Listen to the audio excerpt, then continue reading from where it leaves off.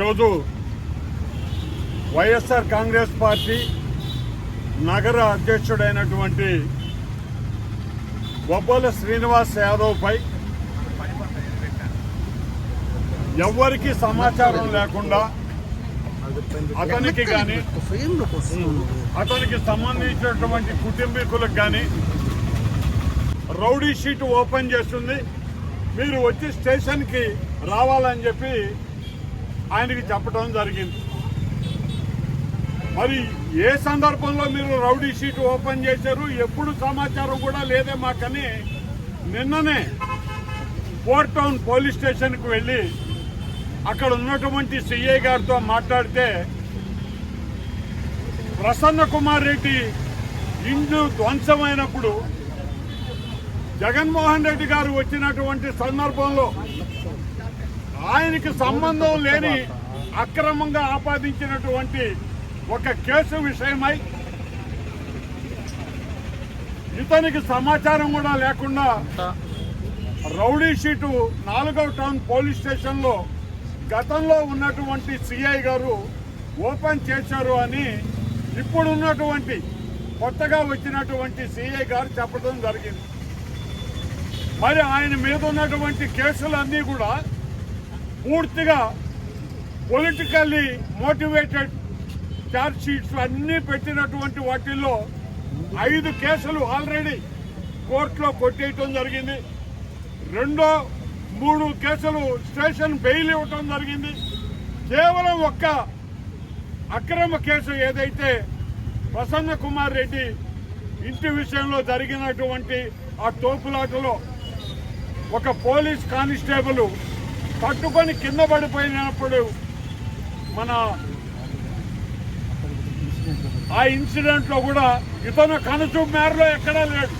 అయినా కూడా తెలుగుదేశం పార్టీ నాయకులు, రూరల్ ఎమ్మెల్యే వాళ్ళందరి ప్రోద్బలంతో ఇతని మీద 307 కేసు రిజిస్టర్ చేయడం జరిగింది. మరి ఆ సందర్భంలో కూడా ఈ విధంగా మేము రౌడీ షీట్ ఓపెన్ చేస్తున్నామని కానీ, ఎందుకంటే 10 సంవత్సరాల నుంచి బాధ్యతాయుతమైనటువంటి కార్పొరేటర్ పదవిలో ఆయన కొనసాగుతూ వైఎస్ఆర్ కాంగ్రెస్ పార్టీని ఆ మున్సిపల్ కార్పొరేషన్లో ఆయన నాయకత్వం వహించి ఆ పార్టీని అక్కడ రిప్రజెంట్ చేస్తున్నటువంటి విషయంలో కనీస బాధ్యతగా పోలీసు వారు ఈ రకంగా మీ మీద రౌడీ షీటు మేము ఓపెన్ చేస్తున్నాం, ఎంక్వైరీకి రాండి అని కూడా కనీస సమాచారం లేకుండా అమిత దారుణంగా ఆయన మీద రౌడీ షీట్ ఓపెన్ చేయడం జరిగిందని మేము ఈరోజు కూడా మనవి చేస్తున్నాం. ఇప్పుడే మా ఎమ్మెల్సీ గారు, సిటీ ఇన్ఛార్జ్ అయినటువంటి చంద్రశేఖర్ గారు, నేను అందరం కూడా గౌరవ ఎస్పీ గారిని కలిసి పొలిటికల్గా ఇట్లా బయాస్ చేసినటువంటి ఈ తప్పుడు కేసులో అందరి ఆధారంగా ఆయన మీద రౌడీ షీట్ పెట్టడం ఎంతవరకు సమంజసం అని దానిని కనీసం వాళ్ళు మళ్ళీ ఎంక్వైరీ చేసి ఈ కార్యక్రమాన్ని పునఃపరిశీలించాలని చెప్పి ఎస్పీ గారిని మేము కోరటం జరిగిందని ఈ సందర్భంగా మనవి చేస్తున్నాం. మరి రౌడీ షీట్లే ఓపెన్ చేయాలి అని అంటే ఎక్కడండి, ఎక్కడున్నారు ఈ రౌడీలు? ఈ రౌడీ షీటర్లందరినీ పెంచి పోషించినటువంటి ఆఫీస్ ఏది, నాయకులు ఎవరనేది అందరికీ తెలిసిన విషయం. ముందు రూరల్ నియోజకవర్గ నాయకులు ఎవరైతే ఈరోజు శాసనసభ్యుడిగా ఉన్నారో శ్రీధర్ రెడ్డి గారు ఆఫీస్ దగ్గరికి వెళ్ళండి, అక్కడ ఉంటారండి రౌడీలు, రౌడీ షీటర్లు. ఎందుకంటే గతంలో ఎప్పుడు కూడా నెల్లూరు టౌన్ రాజకీయంలో ఈ రౌడీలు కానీ, ఈ బ్యాచ్లు కానీ, ఈ రౌడీ గ్యాంగులు కానీ, ఇదే రకంగా ఈ గంజాయి ముఠాలు కానీ ఎక్కడ కూడా నెల్లూరు టౌన్ రాజకీయాలలో పాత్ర వహించినటువంటి సందర్భమే లేదండి. దాదాపు 70 సంవత్సరాలు ఏసీ సుబ్బారెడ్డి గారి కాలం నుంచి ఆను వివేకానంద రెడ్డి కాలం వరకు కూడా ఏ రోజు కూడా రాజకీయాలలో, ప్రత్యక్ష రాజకీయాలలో ఎక్కడ కూడా ఈ రౌడీలు కానీ, ఈ రౌడీ మూకలు కానీ, రౌడీ షీటర్లు కానీ వీళ్ళ ప్రమేయమే ఈ రాజకీయాలలో ఉండేది లేదండి. మరి ఎప్పుడైతే రూరల్ శాసనసభ్యుడిగా కేవలం ఒక్క 10 సంవత్సరాల నుంచే ఈ రకమైనటువంటి వాతావరణాన్ని నెల్లూరు ప్రజలు చూస్తున్నారు. దండాలు, సెటిల్మెంట్లు, దౌర్జన్యం చేయటం, కార్యకర్తల్ని భయపెట్టడం, అవతల పార్టీల వాళ్ళని మా దగ్గరకు రాకుంటే మీ మీద కేసులు పెడతామని బెదిరించడం, ఫీలర్స్ పంపించడం, వాళ్ళ చేత చెప్పించడం, ఇన్ని రకాల కార్యక్రమాలు కేవలం శ్రీధర్ రెడ్డి గారు శాసనసభ్యుడిగా అయిన తర్వాతే నెల్లూరు రూరల్లో అది కూడా ఇంకెక్కడా లేదా ఈ కర్మ, ఈ దరిద్రం ఇంకెక్కడా లేదు ఈ జిల్లాలో. 10 నియోజకవర్గాలుంటే 9 నియోజకవర్గాల్లో ఎవరి పని వాళ్ళు చేస్తాను పోతూ ఉంటే ఒక్క నెల్లూరు రూరల్లోనే ఈ సగం గుండెకాయలు వచ్చాయి, ఇదిగో ఈ 60 కామాక్షలు వచ్చాయి. అదే రకంగా ఎక్కడ వాటు ఈ రౌడీ షీటర్లు వచ్చారు. తెలుగుదేశం పార్టీ నాయకుల్ని గతంలో మాతంగి కృష్ణ, అదే రకంగా తిరుమలరావు సాగుకొట్టింది ఎవరయ్యా? ఎవరి రౌడీ షీటర్లు? ఎక్కడున్నారు ఈ రౌడీలందరూ? కాబట్టి ప్రతి ఒక్కరికి కూడా మేము ఈ సందర్భంగా మనవి చేస్తున్నాం, ఈ బలవంతపు కేసులకి, ఈ దుర్మార్గమైనటువంటి చర్యలకి మీరు రౌడీ షీట్లు పెట్టించినా, ఇంకొక కేసు పెట్టించినా, లేదు మమ్మల్ని అంతం చేస్తామని చెప్పి భయపెట్టిన వైఎస్ఆర్ కాంగ్రెస్ పార్టీలో ఒక్క కార్యకర్త కూడా భయపడే పరిస్థితి లేదు. మీకు ఎదురు నిలబడే వారికి ఈ రోజు అందరూ కూడా సిద్ధమైనారు. ఈ రోజు నెల్లూరు టౌన్ మొత్తం ఈ జరిగిన అరాచకాల్ని చూస్తుంది. మొన్నటికి మొన్న సిపిఎం పార్టీ కార్యకర్త పెంచిలయ్య అనేటటువంటి వ్యక్తిని ఈ కంజాయి ముఠా కానీ రౌడీయిజం కానీ నిన్న కూడా చూసాం.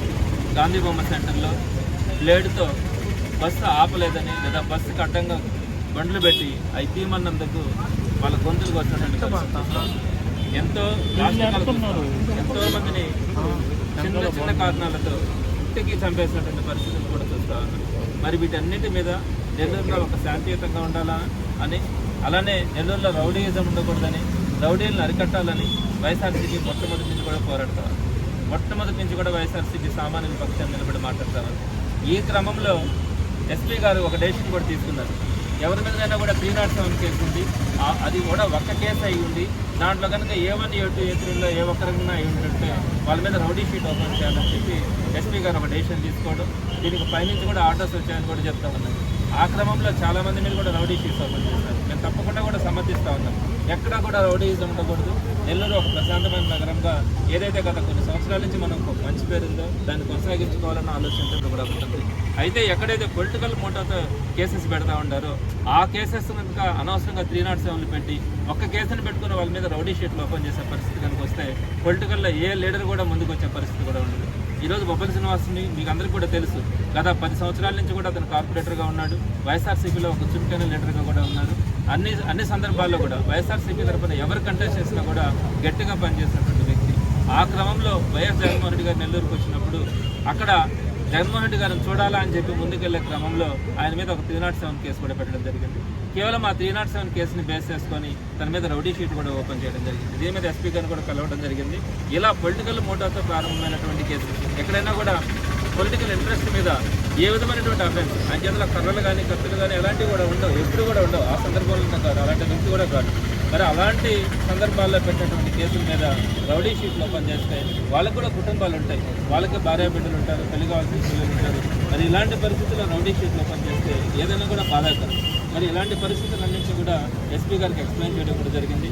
ఆమె తప్పకుండా నేను దీనంతా కూడా కన్సిడర్ చేసి దీని లోతుపాతులన్నింటినీ కూడా చూసి సరైనటువంటి న్యాయం చేస్తానని కూడా చెప్పడం జరిగింది. నేను మరలా కూడా చెప్తా ఉన్నాను, ఎక్కడా కూడా వైఎస్ఆర్సీపీ ఎటువంటి పరిస్థితుల్లో కూడా ఈ అరాచకాలను కానీ వాటన్నిటిని కూడా ప్రోత్సహించే పరిస్థితి లేదు. వాటన్నిటిని కూడా ఖండిస్తూనే వస్తూ ఉంటాం. కానీ పొలిటికల్ మోటివ్తో పెట్టినటువంటి కేసెస్ గురించి మాత్రం జాగ్రత్తగా ఆలోచించి రౌడీ షీట్స్ ఓపెన్ చేయాలని మాత్రం వైఎస్ఆర్సీపీ డిమాండ్.